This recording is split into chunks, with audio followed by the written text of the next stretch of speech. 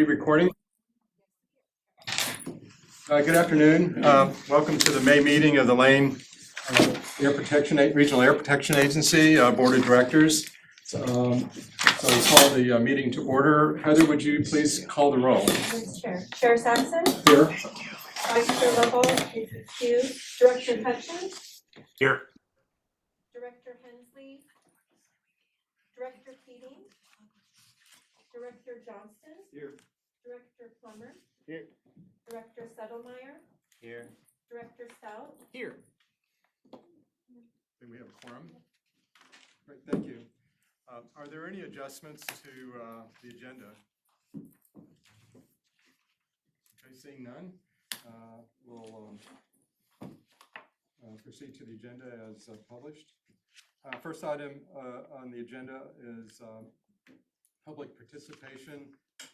Are there any members of the public online or in the audience that would like to comment on an item on today's agenda?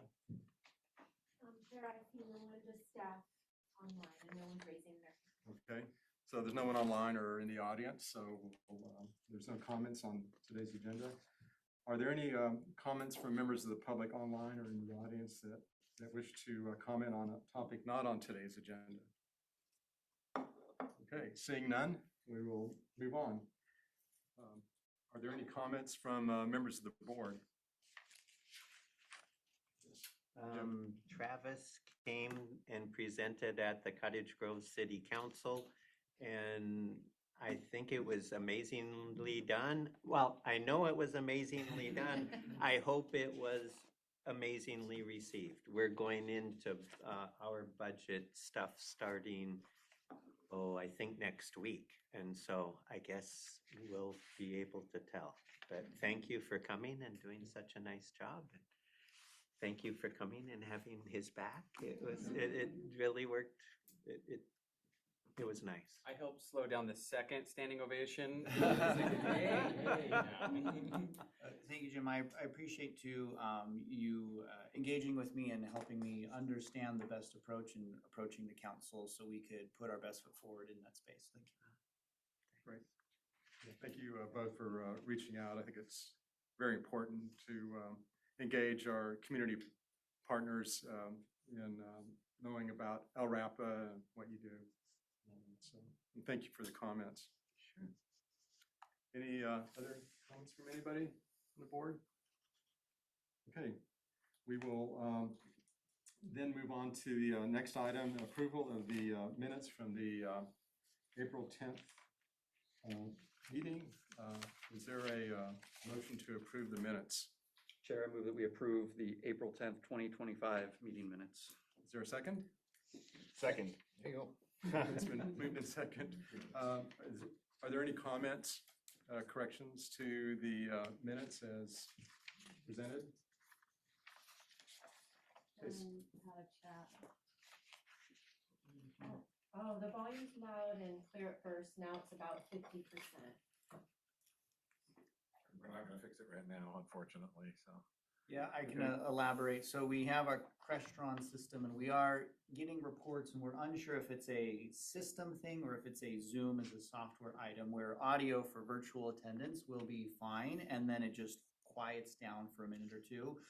We have been trying to troubleshoot it and the thought at the moment is it's potentially a Zoom item, and if that continues to be a software issue, we may be shifting into a Teams approach for meetings, so that way we don't have this technical blip. And sorry, Brian and Matt, for that being the case. I'd hoped that we had shake the ghost out of the system, but apparently not.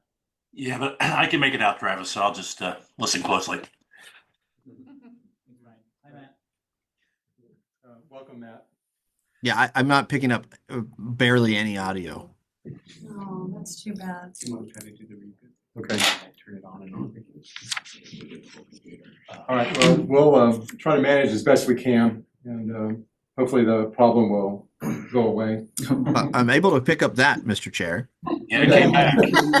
Speak louder. Yeah. Please let us know if you need anything repeated. No, great. I can hear you all now. All right. So it's been moved and seconded that approval of the minutes from the April meeting. Call for the question. All in favor, say aye. All opposed? Okay, approved. Kelly, would you like to present on the Citizen Advisory Committee? Absolutely. All right, so just as a reminder, Kelly Wood, I'm the new chair for the Citizens Advisory Committee. So this last meeting, we continued the conversation on the enforcement data and how that's being communicated in the reports. We did have a couple of additional things that we'd like to add. And then we spent a little time talking about future topics. And so, if there's anything that the board can think of or, ideas that you guys want us to look at, we're going to start putting together a list, just kind of looking forward so that we have a variety of topics on hand to be able to talk about. Okay, great, thank you. Thank you. And Jim, good seeing you. I thought you were heading east here, not in the not too distant future. Oh, not till January. Okay, all right. Thank you, Kelly, for the report. Christina, would you like to present the latest financial report, please? Yes, it is in your packets. It summarizes our finances through March 31st, 2025. I did get some feedback from a board member who has some suggested edits to the layout. So it does look a teensy bit different in that I removed the header where it was repeated intermittently. It's just now at the top for what the columns are. The header is just at the top instead of everywhere, because once I incorporated the changes I made, it made it fall into 2 pages, and I really wanted it to be 1. So that's why I made that change. And then also I changed a little bit of the wording in one of the headers, well, a couple of the headers. I made sure that the first 2 columns reflect that they are actuals, and the third column is the full annual budget. Then the 4th column is the variance on an annual basis through year to date. And then the 5th column is, I've added the word target percentage. So this column contains the number that is our target of where we should be. The column before is what we actually are. So if you look at like personnel services under the general fund, it says we're at 68% spent, but our target is anything 75 or below. So I did make it yellow because it's getting close to the target. So we, might want to pay a little more attention to it. The red ones are too close or over the target for our comfort. And then green means everything is good to go. So the one that's red, anytime they're red, I will put a footnote at the bottom. So the first one that's red has a footnote 3. So if you go to the footnote 3, it says the general fund capital outlay expenses are currently at 81%, which is over the 75% target. But that's okay because we're almost finished paying all of the bills related to our remodel. And so we expected it would be spent earlier than the last of the year. So even though it's over where we should be for this time of the year, it's expected for that line item. We won't go over budget even through the end of the year. And then the next one that's red has footnote number 4 on it, which is talking about the grant fund the special fund, which is Title V. The materials and services are currently at 80%. That's over the target, but we don't have a lot more expenses coming this year for Title V materials and services, so we still anticipate we will come in under budget for the whole year. Does anybody have any questions about anything on the financial update?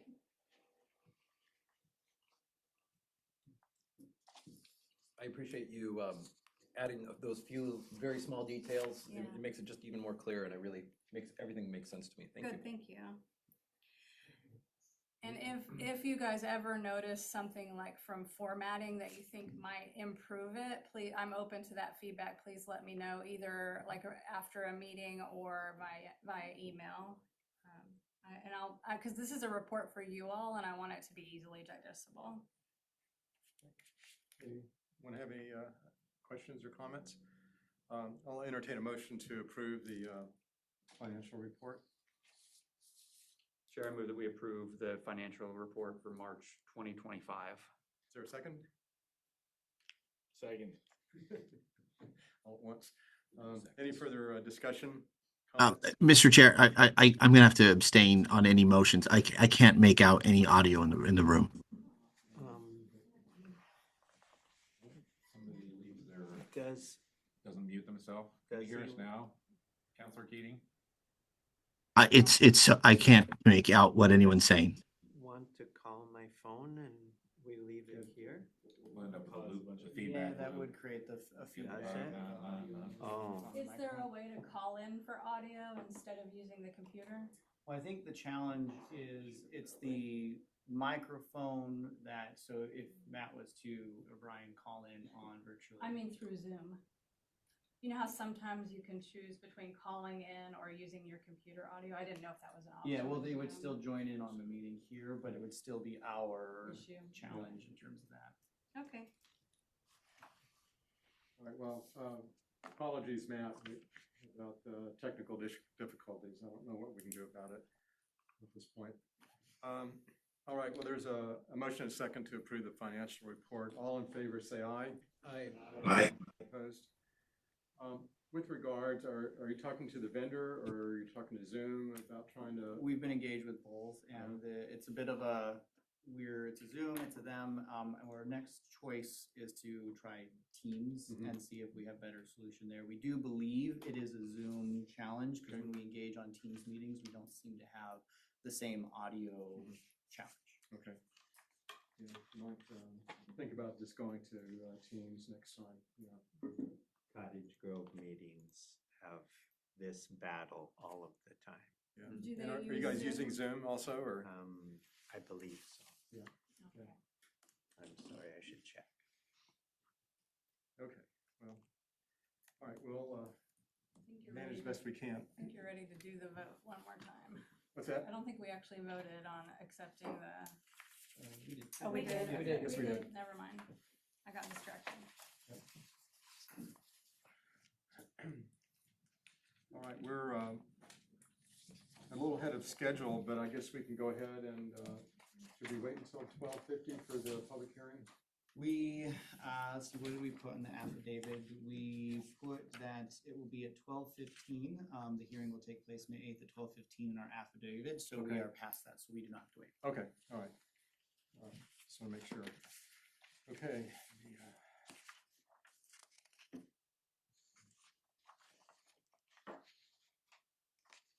We are ahead of schedule. That's awesome. Say again? We are ahead of schedule. That's awesome. Okay, before opening the public hearing on the proposed FY 2025-26 fiscal year budget for ORAPA, I'd like to ask staff to provide a brief description of the proposed budget.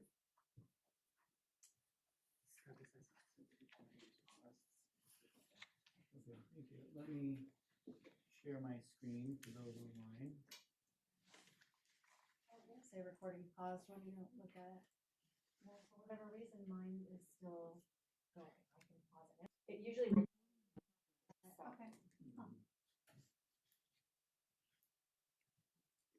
All sorts of gremlins in there today. And Cottage Grove is Zoom. Oh, okay. Thanks, Jim. Okay, well, a brief overview, we have not made any, adjustments to the, I'm thinking of the word, appropriations, since the board, budget committee meeting last month. However, I did find an error in the budget book, so it didn't affect the appropriations or any of the expenses. But when I had gone in to adjust and remove the EJ government to government grant from next year's budget, I did remove previously all of the expenses, but I forgot to remove the revenue related to EJ. So I have adjusted that on page 27 of the approved budget book that is on the table today and that was sent out in the packets. So I just wanted to make sure everybody knew that there was an edit that was made and it was related to removing the EJ revenue.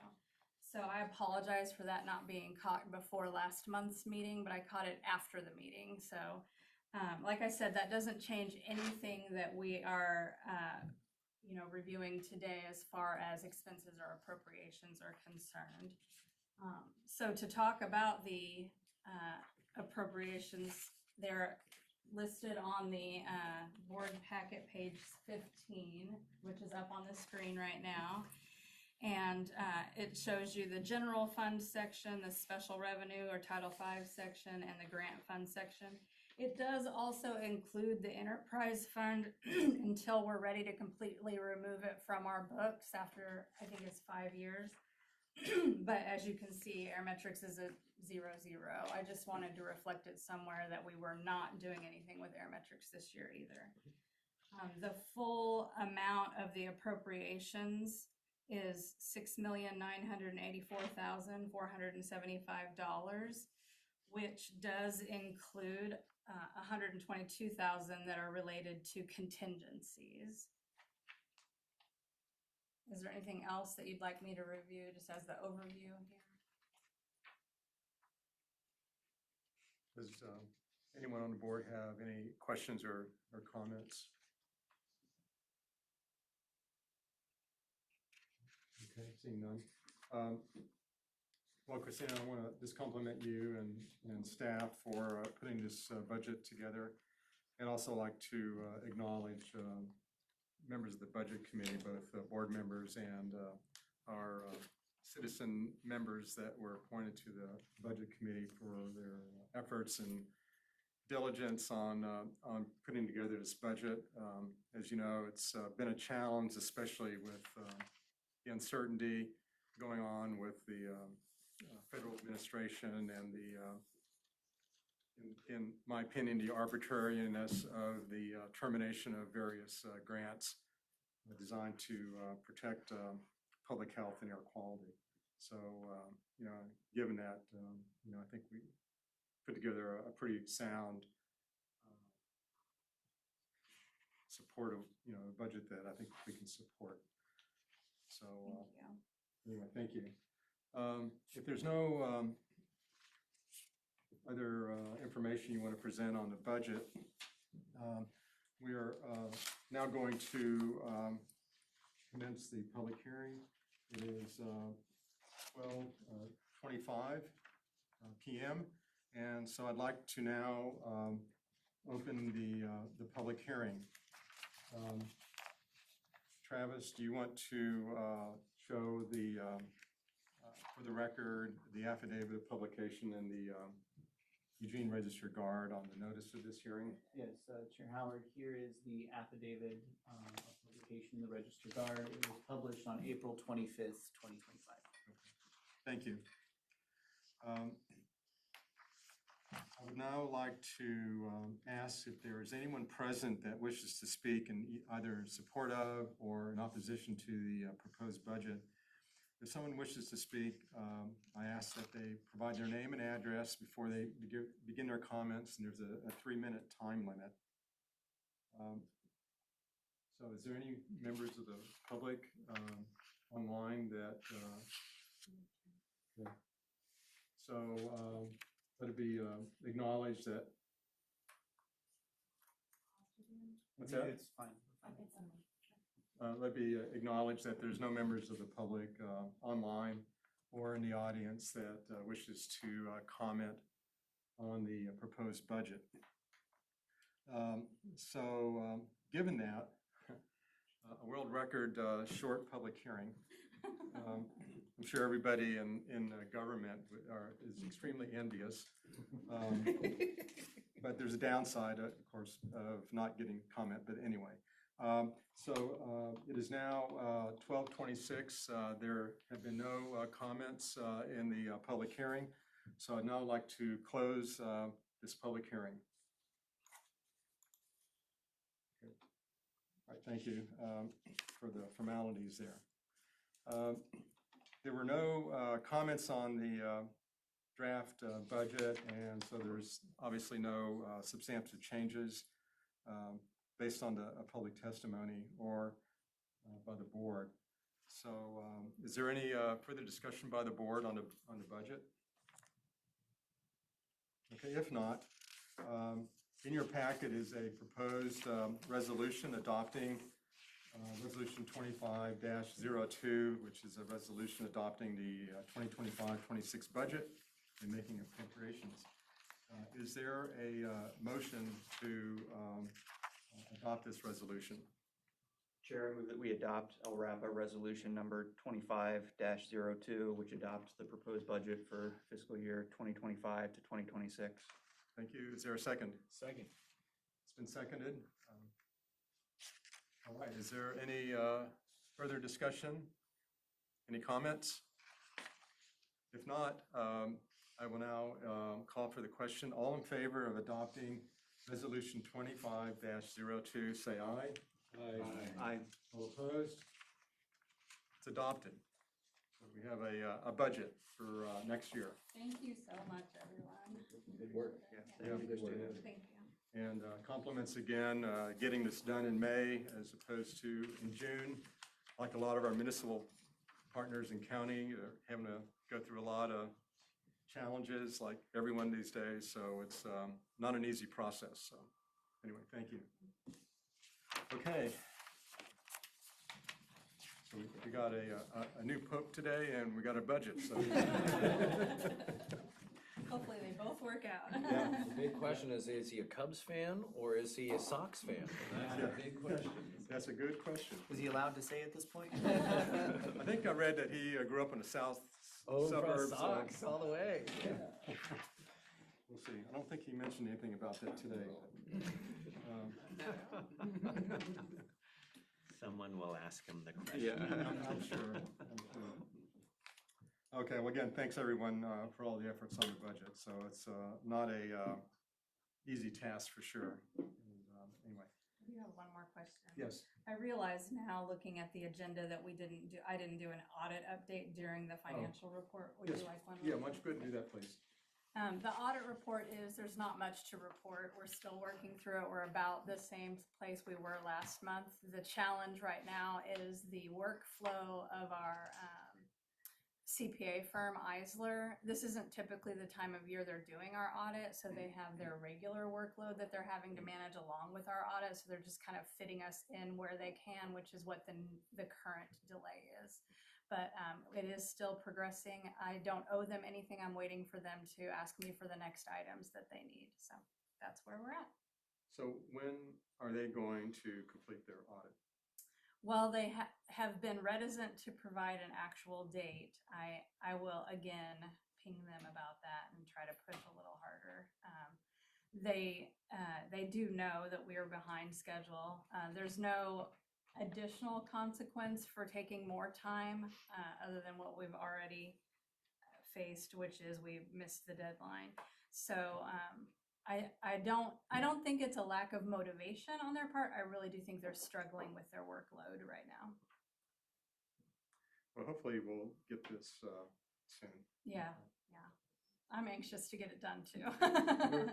From my, having been a consultant and having worked with clients, your lack of, their lack of resources is not our problem, Right, and they need to get the Figure audit that done. out, yeah. So I know my clients typically didn't have a lot of sympathy for me not providing the resources needed to complete their project, as consultants in the audience know about. So anyway, I would admonish them that they need to get that done sooner than later. Okay. Okay, thank you. Like to now recognize Grace Thurkill to talk about Oak Ridge. Hello, everybody. Thank you. Thank you for making the time today. It's good to see you all and here in person. Excited about the celebration. Grace Thurkill at Parametrics, here to share our Oak Ridge Air program update. Okay, so as you all know, our Tag 1 grant closeout is approaching in November of this year. So we have been closely monitoring the program this year and the budget in particular, and making some program adjustments to try and speed up spending and make sure that we can spend down all of the funds. And we're also reviewing the EPA closeout requirements so that we have all of our paperwork and documentation in order before the end of the grant period. And I'll share a couple more details about what we're doing to change and speed up the home heating upgrades in particular as we get into the report. And then for the TAG 2 grant, we are planning on making an extension request, which would be a no-cost extension, so no additional budget, but requesting to extend that grant by 2 years to give the team more time to spend on all of the dollars, particularly since we already extended the TAG 1 program and we're behind schedule from the beginning with COVID and all of the initial challenges. And I think the other thing to keep in mind here is kind of the broader economic impacts that we might be seeing with tariffs and the larger economy, and we'll do our best to adapt and continue to make progress as fast as we can. So for TAG 2 extension, we're planning on making that request probably here in the next quarter or two. We're working closely with LRAPA on that piece. And then we're continuing to partner with other projects and parallel efforts. So the South Willamette Solutions team in Oak Ridge is working on their Oregon Health Authority Healthy Homes Grant. That was an additional $750,000 that will go towards home heating upgrades as well as other health and safety upgrades. So it'll be able to augment and expand beyond the types of upgrades that our TAG programs can provide. And that will start slowly with just a couple of homes as the team is primarily focusing on spending down the TAG 1 grant dollars. And then our team at Parametrics is working with the Oak Ridge team on this biomass feasibility study and supporting the Brock's Woodlaw and the Community Firewood Program and potential expansion opportunities. And then I think Matt maybe has already shared this with you all, but we've been working with Lane County, Oregon Department of Human Services, and other partners on some air quality messaging resources, particularly for Head Start and schools. And those are really exciting and I think being shared publicly this week for Air Quality Awareness Week. They're a press release and today. And then we presented on a panel for the Smoke Management in the Northwest online workshop. That's usually an in-person EPA conference, and this year it was transitioned to an online half-day workshop. So to get into the specifics for home heating upgrades, we've been strategizing on how to increase the pace of spending. As of right now, there are more homes enrolled in the program than the goal. The goal is 90 homes total, but we'll need more than that in order to spend down all of the remaining dollars. So we have 112 homes enrolled. I think we have about 75 that are fully complete. So we've already met the kind of grant deliverable goal of number of homes, but there's still dollars left to spend. So we're doing our best to spend all of the remaining funds. And the main thing that we've done is the team in Oak Ridge at South Willamette Solutions hired a second residential upgrade coordinator. So we've had just one person doing that job for the whole grant, and now we have a second person. So we're hoping that that will dramatically increase the pace of spending. And then we've also been communicating out with both contractors and residents to let them know, hey, this funding has a deadline. We need to spend it down as quickly as possible so that we can make sure to get all of those dollars into the community. And then continued process improvements, like making sure that the contractors are taking all of the before and after photos so the Oak Ridge team doesn't have to go back to every home after the work is completed. I will say I have a couple additional handwritten notes here that are not in the board packet, but I wanted to share some more details about the budget and how we're doing on drawdown for heating upgrades. There's about, as of the end of April, there's about $750,000 remaining across the different home heating upgrade budgets. And we spent a little over $250,000 between January and April. This is about double the average monthly spending from last year. So the program has really kicked up and increased in the speed, but we will need to make another like 60% increase in the pace of spending to get all the rest of the $750,000 spent by the end of November. But Matt, that second staff person, came on board just at the end of March, early April. So those numbers don't really account for that additional capacity. So I think given that hire, we should be very feasibly able to spend down all of the remaining funds. But I think we need another month or two of data to see kind of how we're doing with the new team up and running. And then of course, we can't control the broader economic impacts that are happening. So we'll do our best to pivot and keep things moving quickly. And I think there's a real chance that some of the upgrades like heat pumps are going to increase in price pretty dramatically over the next year. So that might be something to consider and keep an eye on. And then you can see in the program snapshot in your board packets the number of homes that are completed and enrolled and the status of all the different types of upgrades. I won't walk through all of the specific numbers, but I did include kind of a where we were at in January at the last board update versus April, so you can see the pace and the progress over time. And like I said, I'm really encouraged by the current team's efforts and improvements to speed things up, but I think we'll see what we can do given the circumstances beyond our control. The chimney sweep voucher program is going really well. There have been 92 successful chimney sweeps completed. That's a $250 value voucher for the community. And then the community firewood program has seen some really excellent recent successes. They were awarded 2 Forest Service wood innovation grants, and they now have this Wood Miser, which is a small portable milling equipment that they can use to make all different kinds of lumber and kind of specialty products. So the picture here is the first board that they officially milled, but they're excited to make things like picnic patio sets and swings and maybe fence posts and other specialty products that the community might benefit from. And then they are also going to get a firewood kiln. So that was also funded by a Wood Innovation Grant, and that will allow them to kiln dry their firewood and theoretically expand markets and sell beyond state lines, although I think they'll need some time to build up to that. But that's also how they're going to process the debris from the community yard debris program, which they're managing. And you can see the pile there. So they'll be chipping all of the yard debris and then using that as fuel for this firewood kiln to try and integrate some of the different services of their business. And then at the end here, I've just listed a couple of the events. The Oak Ridge Tree Planting Festival just happened last weekend, and that's always a big event that Oak Ridge Air is very involved in. And we're preparing for the upcoming Wildfire and Disaster Preparedness Expo on June 11th. So overall, I think good things are happening. The team is functioning really well, and we're doing our best to pivot and adapt to EPA changes as they occur, as well as the larger economic circumstances. Brian had a question. Yeah, of course. Yeah, Grace, as always, thank you for the outstanding support that you and Parametrics provide. You're right, it's a lot happening in the city. Brock's Woodlot's just going gangbusters, and I know that Sarah's very busy with the home heating upgrades, so thanks again. Thank you. Of course. So I'm really curious about the kiln. It's using green fuel to power the kiln for drying the firewood. And firewood, when it's wet, gives off a lot of usually smoke, but when it's dry, it's pretty clean. But you have the green fuel in there. I mean, can you just tell me about what's the impact of that powering on the air quality in there? Yeah, great question. You have to get an LRAPA permit? Great question. Yep, so we've been in communication with LRAPA for probably 6 months or more on this topic, and we've talked to Max, and Brock's Woodlot definitely got all of the emission specs and information for the kiln. I think while it is maybe green material, it will get chipped, and so by the time the chips go into the kiln, my assumption is that they're actually quite dry because it's a smaller diameter product and it is all covered under the covered.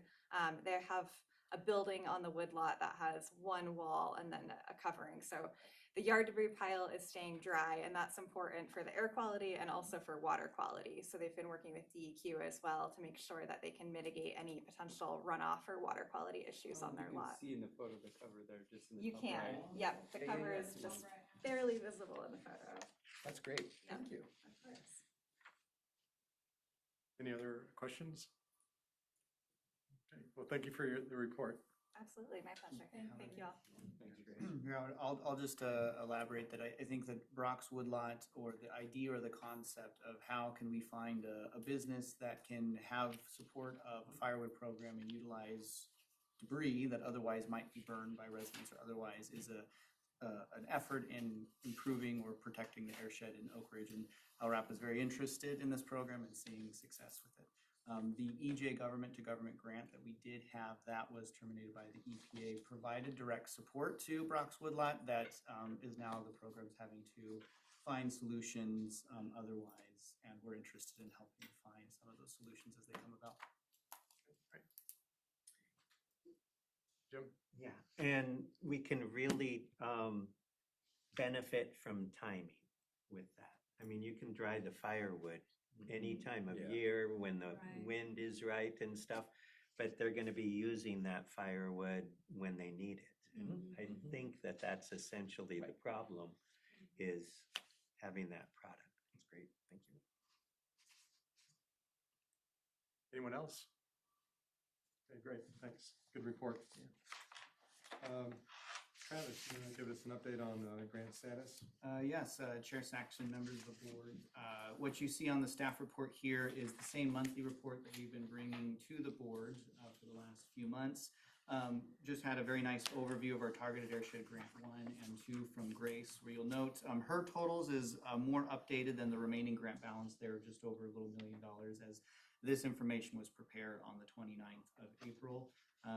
Kind of piggybacking off of what Grace mentioned as well, we have a November deadline for our targeted airshed grant, and the focus is spending down those dollars to fully utilize that federal support here locally in our community. Then it goes to our targeted airshed grant 2, to which there's still a fair amount of funding that's related in that grant. A vast majority of that funding is still more of those home interventions. So the process and approach has been, let's utilize the funding that exists in the grant that has a sooner deadline, and then once we're through that, then we'll shift gears onto the second grant. We will be extending or requesting to the EPA an extension to our targeted airshed grant, the second one. A 2-year extension is our goal there. Engaging with EPA Region 10, there has been some reflections or some concern from my perspective of if we run a grant request change through their bureaucracy at the moment, if that could be a potential challenge to the success of the grant or a reflection on the standing of that grant. And I have had some reassurances from Region 10 that they do not believe that that action will jeopardize the potential terms and conditions that we have with the EPA on that. And so from that guidance, we are moving forward with that grant extension, because otherwise that grant will end next August, and there's quite a bit of funding that we want to utilize before then. So a 2-year grant extension will be important in taking full advantage of all that funding. Is there any thought to preparing a contingency plan in case EPA decides not to allow an extension? I'm just kind of concerned just because of all the uncertainty right now that it's possible they may not want to grant an extension. So what are you going to do in that case? In that circumstance, we would utilize all the resources that we have available to try to meet that deadline. If there's no interest in extending the August 2026 deadline, the pressure becomes on us to utilize as much funding as we can before that opportunity closes. We would have to really brainstorm out of the box ideas to fully utilize that, as there's limitations in logistics of contractors up to Oak Ridge and other challenges to approach. But more forethought on what that potential could look like if that circumstance arises. It might be worth at least starting to think about that. I'm just concerned that things, agency could decide not to extend it. So, is there any risk of something similar to what happened with the EJA grant happening with the targeted airshed grants? Have we heard any whispers of anything like that, or do we feel fairly confident that this is? The engagement with Region 10, they have assurances that they do not have that concern from their perspective on the targeted airshed grant. I will say, though, that our terms and conditions through the EPA have been modified, and language introduced into the terms and condition that provides more flexibility for that federal perspective to be acted on if so desired. So they could just terminate for convenience without any reason or cause, right? As I interpret those terms and condition changes that the EPA has been making to the CFR, yes. Mm-hmm. So there's a risk there. Yeah, sounds like a risk. So, thank you for that. Appreciate it. I know it's hard to look into the crystal ball. Crystal ball is kind of cloudy right now. Okay. Any other questions for Travis on grant status? Okay, well, we'll wish for the best on that. Next item, moving along. Lance, do you want to talk about cybersecurity update in response to the DEQ incident? Sure, yeah, so last month's board meeting, Counselor Keating brought it to our attention, although we had heard about it, that DEQ had been attacked, had a cyber attack happen that kind of basically stopped them cold in their tracks. For at least almost a week, they couldn't even run their, vehicle inspection stations in Portland and Medford. And so Councilor Keating asked that we kind of take a look at LRAPA's cybersecurity and what we have in place. And I'm sorry about the audio, Councilor Keating. If you have questions, and you're always feel free to reach out to me. It looks like our little transcription service is working okay there. So I'm not following the transcriptions. I'm monitoring on my phone the best I can. okay. We promise to get that fixed by next month. Hopefully I won't have to have a staff report, but. So we reached, we coordinate with LCOG, Lane Council of Governments, to do our IT services. And so we reached out to them. And they were very excited to work with us to get together a little report to show and explain the measures we've taken, some similar and some different than DEQ. DEQ is still not back at 100%. They're close. The staff I communicate with, they say they're maybe 80, 90% back, but they're close. But it was a big hit to that agency. LCOG did mention that they're on routine statewide cyber, attack and IT calls, and that one of the concerns they had with this issue is not really being able to get information so that they could protect their system, or other agencies protect their system. It wasn't DEQ, but the state services that takes care of the security was not real forthcoming, and so it was frustrating for them not to know where these attacks were coming from, so they could maybe try to protect themselves and others. And so that's ongoing. There's no real update, public update on the status where DEQ's at right now. As you go through the staff report, I'll just kind of touch on highlights. A lot of this stuff might not mean a lot to most of you, but we do have measures in place. A lot of these actually fortuitously have happened over the last year and a half or so.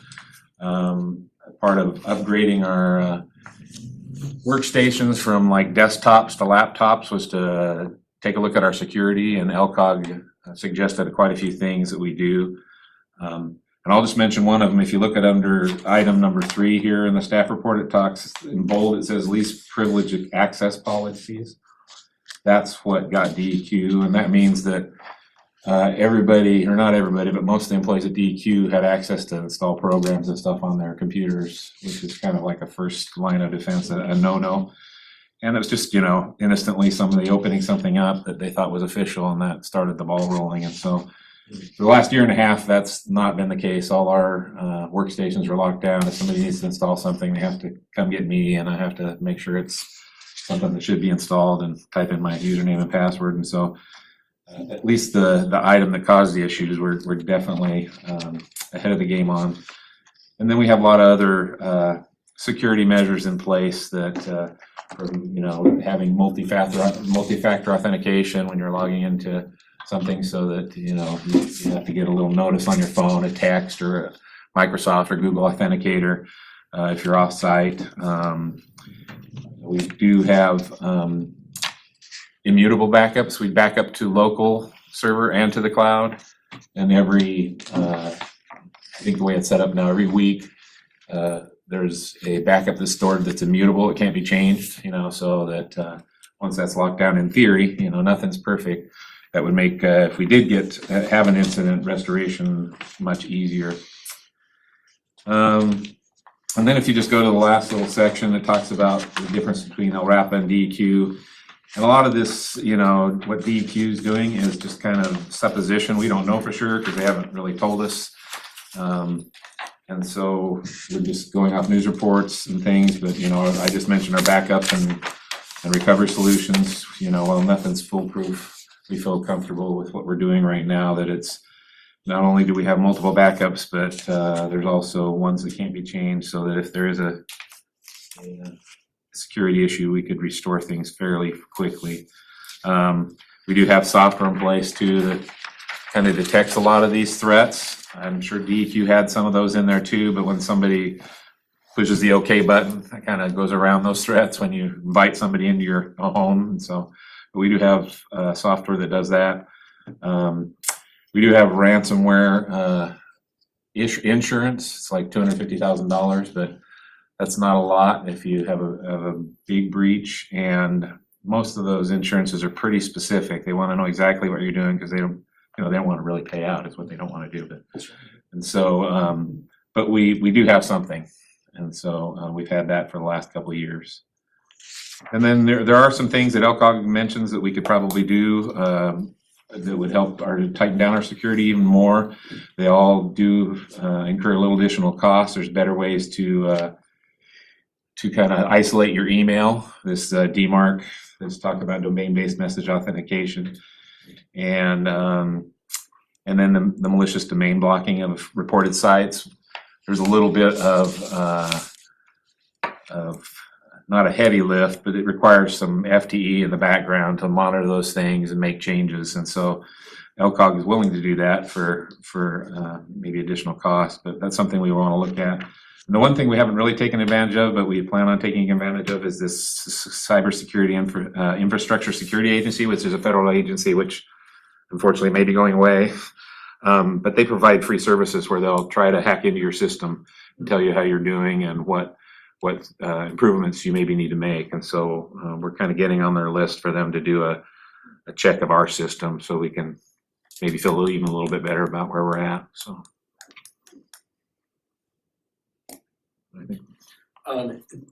This is a really good report. This is really intelligent and thoughtful. I just actually did a cybersecurity audit at my own workplace, frankly, because of the encouragement of LRAPA.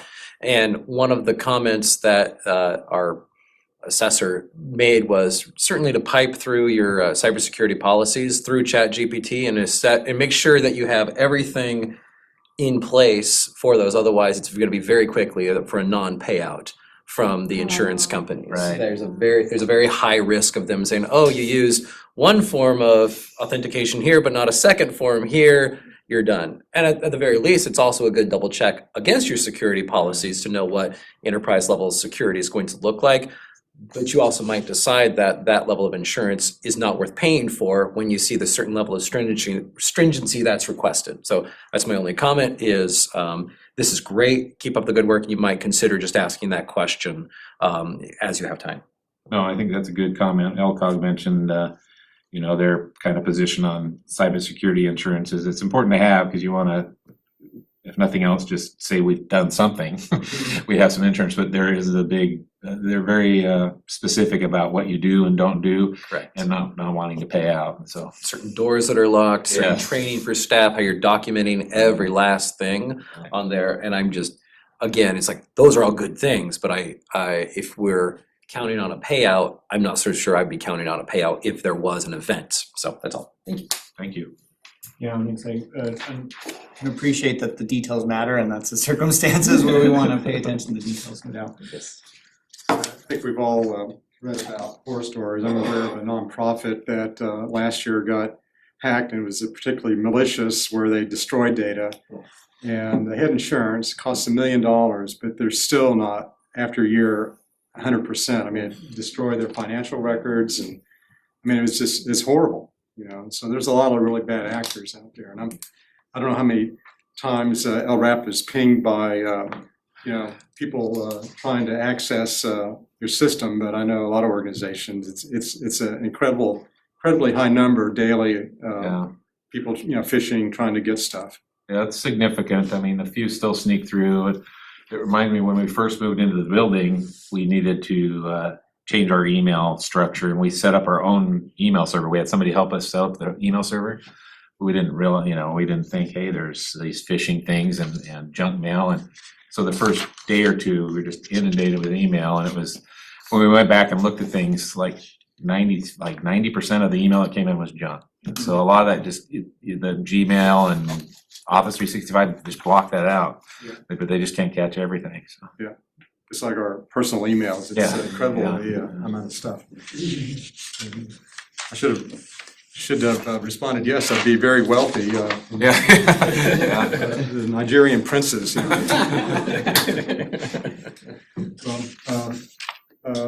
On behalf of the board, thank you for this report, and I think it's very reassuring that we're doing everything.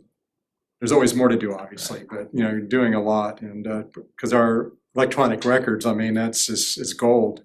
And to try to recreate that would be extraordinarily difficult and expensive. So, we appreciate it. Thank you, Lance. Thank you. Anything else for Lance? I'm sure we could. Expressing my appreciation as well. Say again? I'm sorry, what? Just express his appreciation. I don't know if you can hear me. Just expressing my appreciation as well. Okay, great. Thank you, Matt. Okay, director's report, Travis. Chair Howard, members of the board. So presented here is the director's report for April of 2025. Again, my approach was on the executive highlights, kind of a narrative description of all of the deeper content that is throughout. We have a little bit more time here as I look at the clock, so I am grateful for the opportunity to kind of go through this a little bit more in detail. Starting off with our air quality trends, we are getting to the time of year where we are not having to worry as much about the frequency of inversion. So from a Homewood Heating perspective, no regulatory curtailment has been expected. We have seen some days in the moderate AQI for the Eugene Springfield area over the month of April. Other curtailments that we have done, not so much from a complete prohibition, but adjusting outdoor burning windows depending on how long it'll take the morning inversion to break. But as we progress further into the spring, that will become less of a concern, and then more of a recognition for when the local fire district or Oregon Department of Forestry curtail outdoor burning related to wildfire concerns. On the complaint response and resolution, a new adjustment here that I'll point out, and this was feedback received from the Citizens Advisory Committee. So you'll notice that on the box there on the far left that has the dates from April 1st to April 30th, there is now in parentheses a number. So like for outdoor burning, it has 23 and then 19.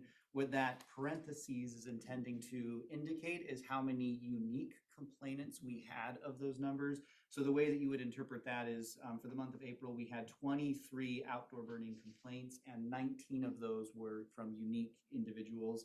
On industry, we only have one there, so we didn't bother putting the one next to it. But similarly, if we would have multiple complaints on a single industry source, we would have that parentheses indicating if it was, how many unique complaints at that.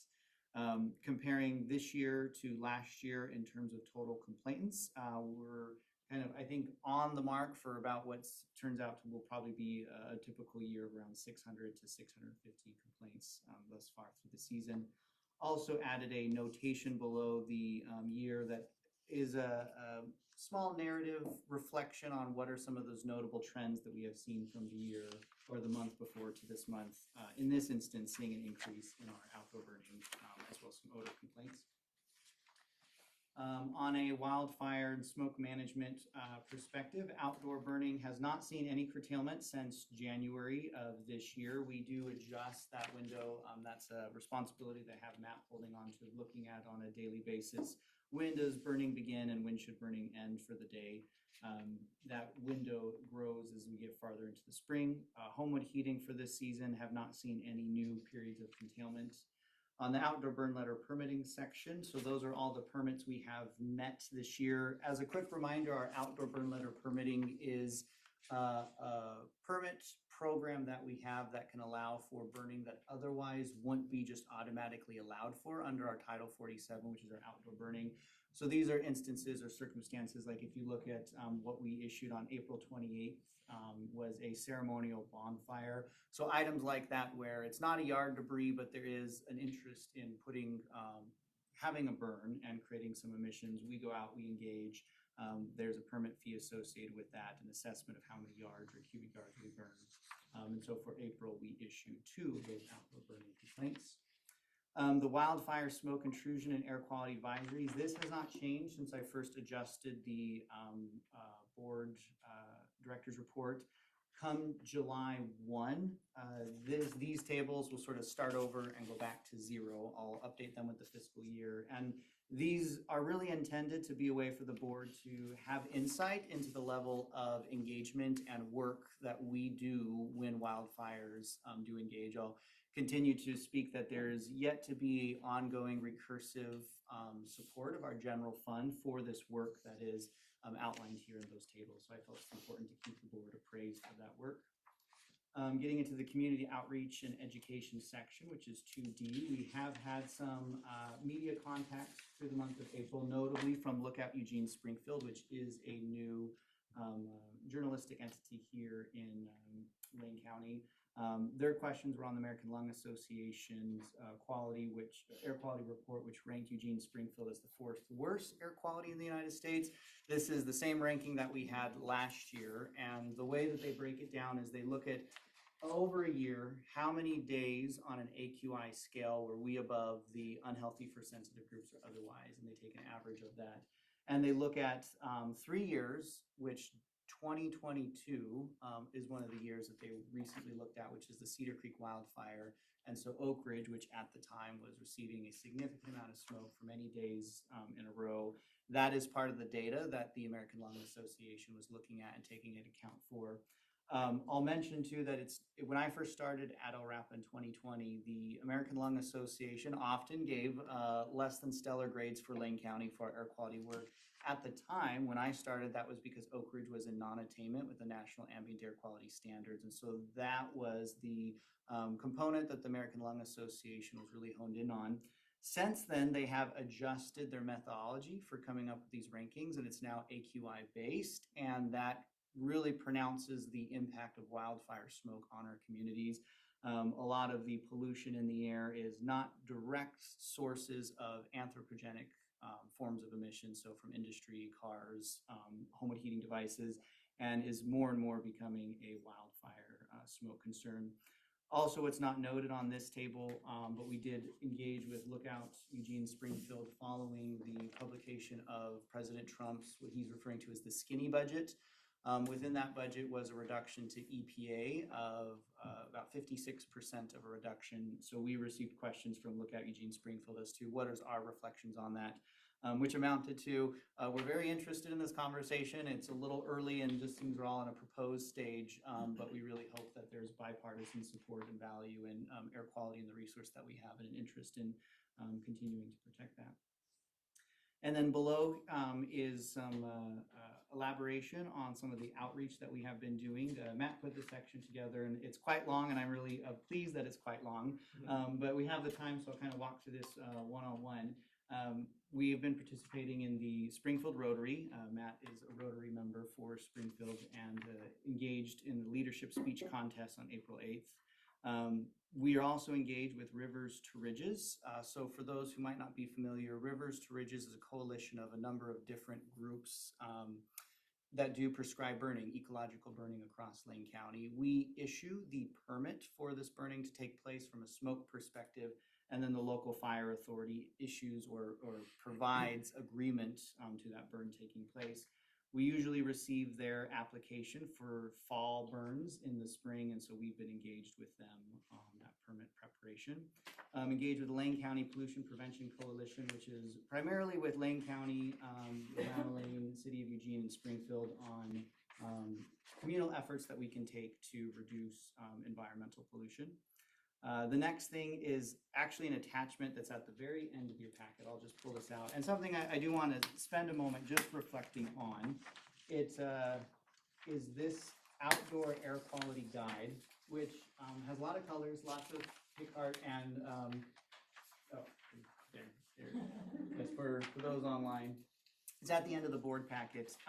What I think really stands out about this is if you go to, for example, the Oregon Health Authority's one pager that they have on air quality is bad outside, and so what should I do for my family, for my children, or as an administrator from like a Head Start or a classroom, what is the guidance that could be provided that's easy, accessible, and easy to understand? And this was something that in collaboration with Lane County Public Health, was a resource that was put together. There's also a second page that is a little bit more long-winded of a breakdown, but from the simplicity of this chart, we have received a lot of positive feedback and recognition from folks that there's some absence in this information presented this way. So we're really proud of that. Is there anything published for adults? 18. Right, this is 0 to 5 years old. Which is great. This is targeted specifically to the younger care. This was an engagement with Head Start. Right. Head Start had a facility they were using up in the Oak Ridge Westford area, and they had some concerns about how they might be able to take action to protect indoor air quality when air quality is bad. And an outcome of that engagement was recognizing that for this younger age group, there's not clear direct guidance. And so this was an effort to meet that.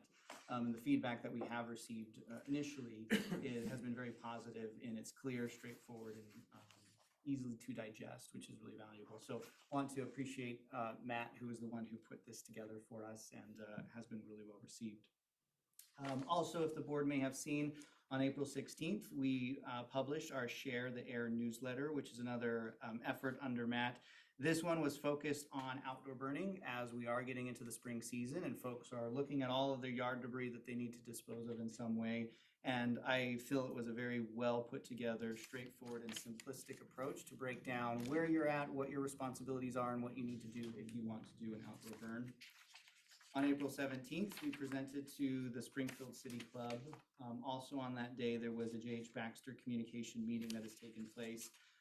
LRAPA has been engaged with the J.H. Baxter efforts in a group, a core team is what we've been referring to ourselves as since 2020.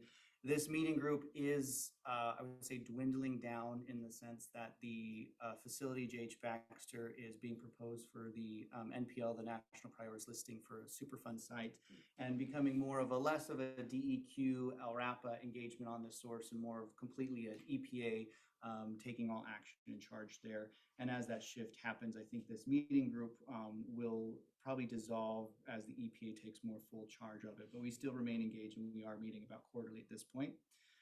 Lane County is putting together a community wildfire protection plan, which we're engaged on there. Matt is participating on those meetings, advocating for our perspective, which is all about the smoke and air quality. So our stake in that meeting group is where is the smoke going and how are we communicating to folks that there is smoke and what resources are we making available to them so they can avoid exposure to that smoke. Grace mentioned when she presented that Parametrics gave a panel discussion on smoke management in Northwest. LRAPA participated on that. I really value the in-person component of these workshops and these conferences. I think it's a great way to network. This instance, it was shifted to a virtual conference that was half day. Still had some good value, but I look forward to when those in-person opportunities return again. On April 24th, we were present at the Two Rivers Dos Rios Elementary STEAM Night. We had a booth there with some of those photos presented, lots of interactions with students. And Matt, to put you on the spot, do you want to talk a little bit about the project you had going on that day? We were just trying to, if any of you have been in an environment where it's a carnival style, so kids can kind of come and go as they want, trying to do instruction at any depth becomes very limited. So there was the primary focus was to share the word diffusion and talk about how things diffuse into the air. And so what was neat is we had coffee filters. The kids would use washable markers to just color whatever pattern they wanted on there. And then we would spray it with just tap water out of a bottle, and you would see the colors diffuse, and they would end up with what looked like kind of what's the tie-dye effect to the unit, but most of the time was them coloring and then doing that and then just talking about diffusion, asking natural questions, kind of a more Montessori approach. But what was wonderful is that a lot of the kids got excited about it. You have a chance to chat with parents as they're coloring, and so it makes for a very easy way to have that interaction, and a lot of people being like, oh yeah, my neighbor's burning garbage, and those kind of conversations. So it ends up being actually really fruitful, and I think most importantly is hopefully continuing to share that LRAPA and Lane Regional Air Protection is an entity. We're lucky to have it here in Lane County, and that folks know that we're right here in the area. So yeah, thanks, Matt. I have been very pleased and happy to see all of the extra outreach and public engagement that we've been able to do over the last few months, and Matt has been a big part of that. As you may have seen when you come in, if you haven't seen it yet, you certainly will. We have a new big sign and vinyl lettering on the wall. It is amazing how just putting a logo up makes everything feel so much more official and fancy. So that's something that's on here.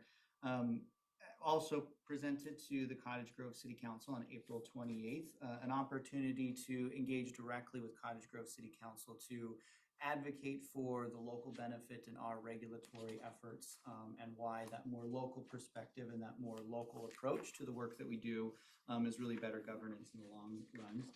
And then the final item here is some engagement on the Northwest Air Quality Communicators Group. So I'll provide a bit of context on what this group is. I chaired this meeting group for the last 2 years when I became the director, so last summer transitioned to a different person who's now is the chair.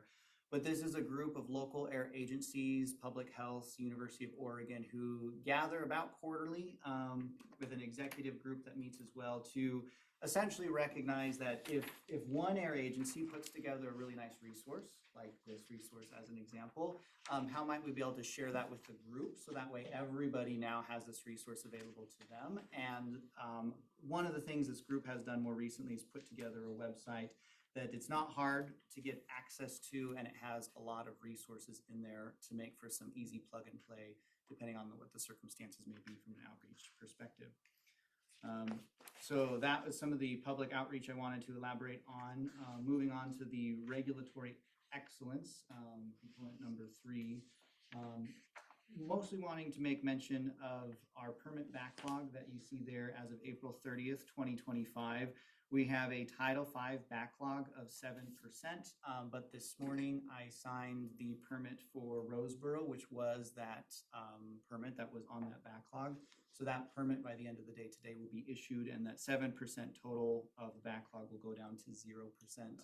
And the next Title V permit that is set to be expired, that could become backlog if we are unable to beat it, is Weyerhaeuser in January of 2026.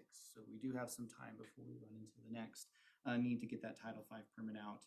And then the standard and simples, which are state permits, that total percentage is at 21% of a backlog. Onto the asbestos program oversight. Asbestos has been much more of a item that we have been engaged on here over the last year. We had 2 new inspectors who have joined us, Mandy and Morgan. They came in, didn't have a lot of context or background on what asbestos was. So Colleen Wagstaff, our enforcement and asbestos manager, got with them. We had them some training, and they have been across Lane County. I've been finding a lot of places where abatement contractors could be doing better. And so our asbestos front has been very busy and engaged there. And that connects then to our enforcement, where over April we have 4 new enforcements. One of those asbestos, and then the 3 are, or ongoing, I should say, actions in the works. On to strengthening organizational capacity. This is a new section. I shared on this last month, but this is an effort to provide more of an administrative reflection on what we are working on. So at the moment, we have 2 vacancies. That is a permit writer and an environmental coordinator position. We have a job posting for the environmental coordinator role that closed on May 2nd.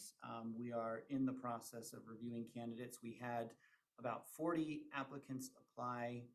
About half of that met the minimum qualification. And on first blush, we have some really competitive and some strong candidates in the group. So we will be bringing that person on board once we move through that. And we have that FTE for the permit writer, which is an operations FTE. And I would like to fill that FTE. I'm considering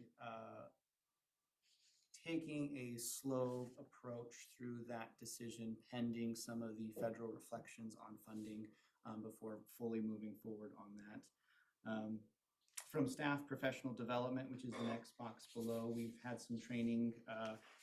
Some context for the board is we have had a number of new folks join our organization over the last year and have come from regulatory backgrounds, but not necessarily a regulatory air background. So we have certainly been investing in some training by sending folks to trainings at a number of different places. And in addition to that, the management group, so myself, Christina, Max, Matt, Rochelle, Colleen and Lance, engaged in a leadership training and retreat for 2 days, 2 weeks ago on a Monday and Tuesday. Very focused on how we as managers and kind of the first team of the organization are communicating and collaborating with one another, and how can we be firing all on the same page to really be an in-sync group. A lot of times these retreats can be talking about communication, hard feelings, emotional components, which can be trying and exhausting at times, but it was a real enjoyable and productive time. And I think we're a much stronger knitted team as an outcome for that training. And on the last section here for operational improvements, I'd say the most notable item has been some of our LINFO database upgrades. We contract the Lane Council of Governments to provide updates to our database system, which is called LINFO. It stands for LRAPA Info. We've been focused a lot on our asbestos as well as our complaint modules. These are programs that, if we were to rewind about a year ago, we were still operating in programs that were first built in the 1990s. And so taking a step out of those retired programs into more modern, functional things that we can use, be it on our tablet, our phone, or on our desktop computer.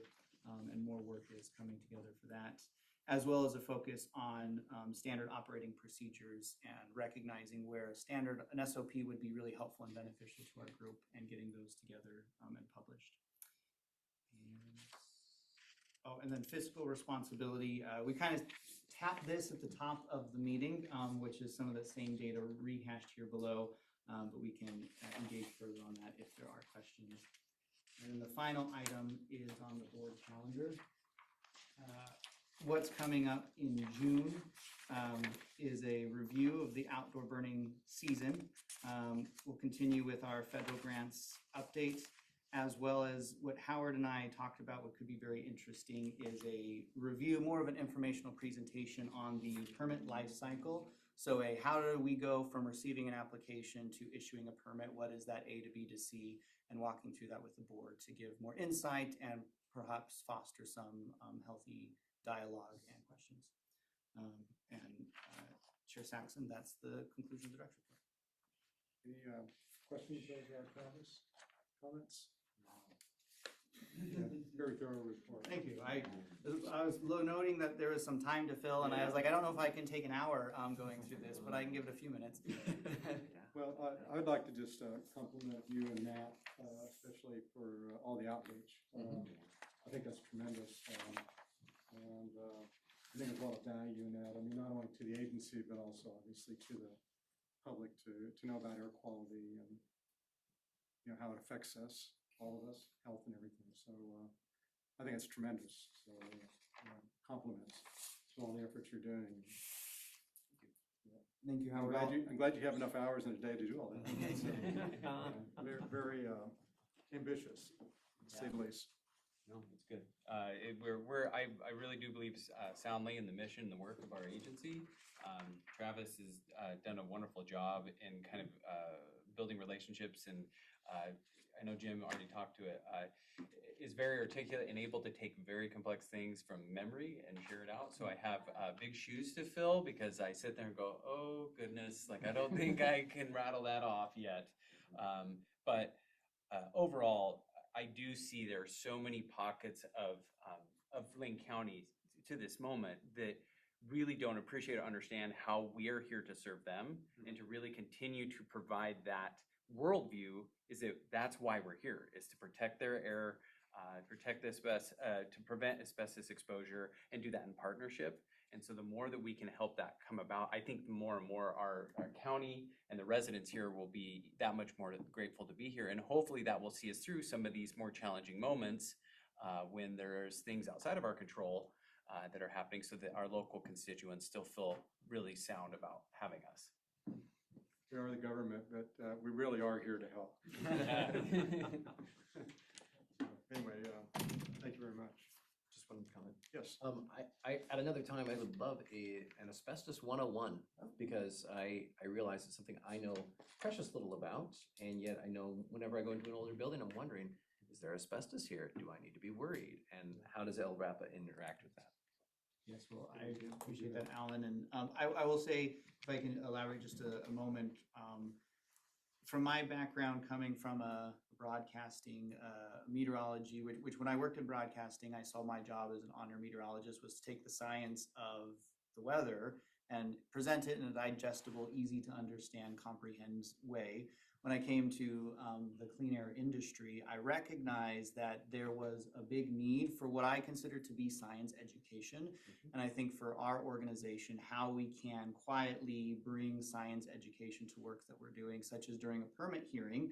This is a industry, there's a lot going on with it, it's complicated, it's complex, but from a science education perspective is how people can understand, be less afraid, and more willing to engage in a healthy, productive manner than if there's a lot of unknowns or fear from that unknown.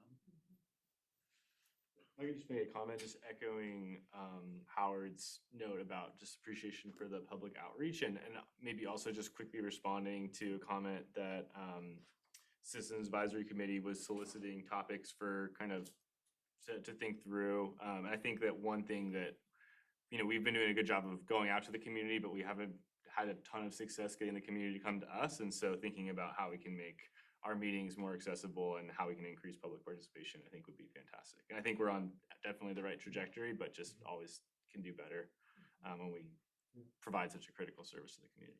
Yeah, thanks, Dylan. I appreciate that. One of the things that I feel actually a little bit more invigorated maybe or inspired or driven, when we had our fee discussion with the board last month, it didn't really take too much effort in terms of sending out to our regulated sources saying we're talking about this item that may be of interest to you, and we had some good public participation. And so it's where are those opportunities can we really capitalize to bring more people to the table? And if the Citizens Advisory Committee, Kelly, you know, if you have ideas on, since, you know, you have a diverse representation also with your group, if you have ideas as to some organizations or parts of the community that you think might benefit from outreach or more outreach, you know, I think that would be very valuable feedback to get. Absolutely. Yeah. We've had some good discussions and ideas, you know, for things that we would like to learn, which I think could be projected and, you know, figure out ways that other people who don't know about this stuff, like the familiarity with asbestos is a perfect example, is like, you know, just people learning, because sometimes just having that information takes away a lot of that fear of industry and those types of things. And so, yeah, no, we'll add that to our list. Yeah, that'd be great. Thank you. Thank you. That concludes our agenda. I would ask if the next meeting, if the board, if any of you have any information needs that you would like of staff or any data or anything like that, that would be beneficial, pass those on. Sometimes we, Travis and I, you know, talk at least a couple times a month. I know that there's been at least some board meetings where there was some information requests made by board members, and somehow it just got lost in the conversation. So I'd like to just, you know, at the end of our meeting, just make sure that if there was some information needs or some things that you needed as a board member to help you better understand, you know, what's going on or what we've discussed, to at least let Travis know so that we can be, you know, staff can be responsive to what we need as a board, you know, to do our jobs. So. And it doesn't necessarily have to be this meeting, but certainly before this meeting, that would be helpful. We'll add it to our calendar. Yeah. Yep. Well, that concludes our agenda today. We'll adjourn the meeting. As you know, we're having at 2 o'clock, about 25 minutes from now, an official grand reopening. The LRAPA offices here, so if your schedule permits, please stick around for that. And thank you for your time today and for our presenters. And the meeting is adjourned.